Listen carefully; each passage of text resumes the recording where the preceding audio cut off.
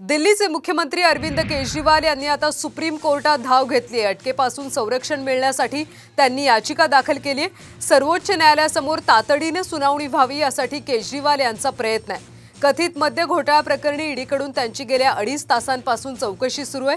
केजरीवाल यांच्या घरातली कागदपत्रही ईडीकडून तपासण्यात आल्याची माहिती आहे। ऐन निवडणुकीच्या तोंडावर दिल्लीच्या मुख्यमंत्र्यांवर अटकेची टांगती तलवार असल्याचं बोललं जातंय। दरम्यान ईडीने केजरीवाल यांना 9 वेळा समन्स पाठवलं होतं, मात्र ते एकदाही चौकशीला उपस्थित राहिले नव्हते। दरम्यान केजरीवाल यांच्या घराच्या परिसरात कलम 144 लागू करण्यात आले। केजरीवाल यांची ईडी चौकशी सुरू असल्याने त्यांच्या घरासमोर कार्यकर्त्यांची मोठी गर्दी जमा झाली। कार्यकर्त्यांकडून मोदींविरोधात घोषणाबाजी देण्यात येते। केजरीवाल यांच्या घराच्या परिसरात मोठा पोलीस बंदोबस्त आता तैनात करण्यात आला।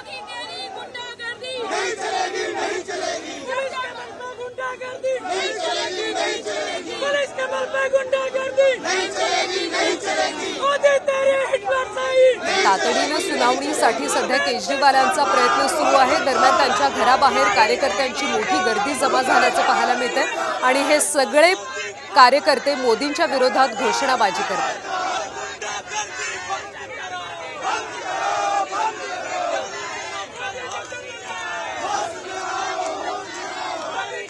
एकीकडे पोलिसांचा मोठा बंदोबस्त आहे तर दुसरीकडे कार्यकर्त्यांची मोठी गर्दी आहे। या सगळ्या संदर्भात अधिकची माहिती घेऊयात। आमचे नवी दिल्लीचे प्रतिनिधी प्रमोद जगताप सध्या आपल्या सोबत आहेत। प्रमोद, खरं तर दिल्ली मद्य घोटाळ्यावरून सध्या ईडीची चौकशी सुरू आहे। सध्याची नेमकी परिस्थिती काय आहे?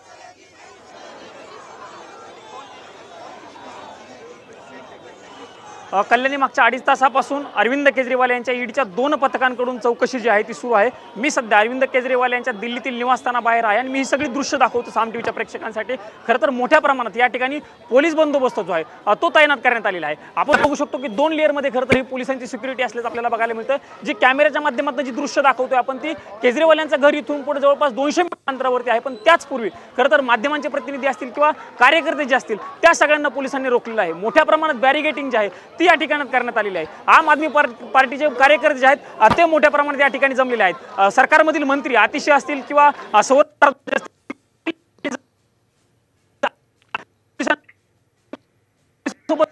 नक्कीच प्रमोद, धन्यवाद या माहितीसाठी। तर सध्याची ही लाईव्ह दृश्य आपण अरविंद केजरीवाल यांच्या निवासस्थानाबाहेरची पाहतोय।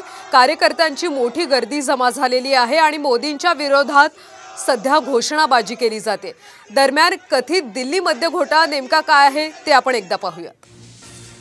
तर मद्य धोरण नोव्हेंबर 2021 पासून लागू करण्यात आलं होतं। नवीन मद्य धोरणामुळे मद्याची सरकारी दुकाने बंद झाली होती आणि खासगी परवाने सरकारने जारी केले होते। मद्य घेण्याचं वय दिल्ली सरकारने 25 वरून 21 केलं होतं। सरकारचा महसूल वाढवणं, मद्याचा काळाबाजार रोखणं हे मुख्य उद्दिष्ट याचं होतं। मद्याचा दर ठरवण्याची मुभा मालकांना दिली गेली होती। मद्याची सर्व दुकानं पहाटे 3 वाजेपर्यंत सुरू ठेवण्याची मुभा मालकांना देण्यात आली होती। काही काळ मद्यावर मोठी सूट देखील देण्यात आली होती आणि हाच सगळा हा कथित मद्य घोटाळा। केजरीवाल सरकारच्या नव्या मद्य धोरणावरून बराच वाद निर्माण झाला होता। वाद वाढल्याने 28 जुलै 2022 पासून नवं धोरण रद्द करण्यात आलं होतं। जुनं मद्य धोरण पुन्हा लागू केलं आणि या सगळ्यावरूनच बराच वाद झाला होता।